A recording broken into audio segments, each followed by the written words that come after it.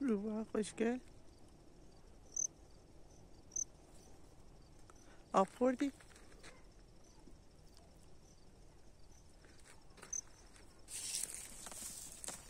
چیه بره فضول؟ گم شو، نبر.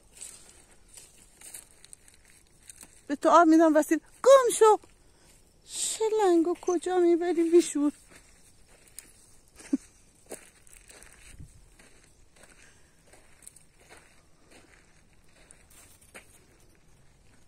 شلنگ به این بزرگی تو میخوای کجا ببری؟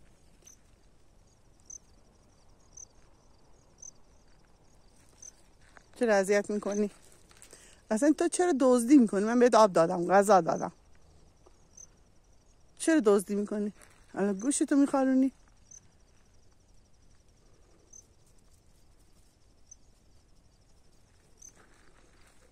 روباه مکار.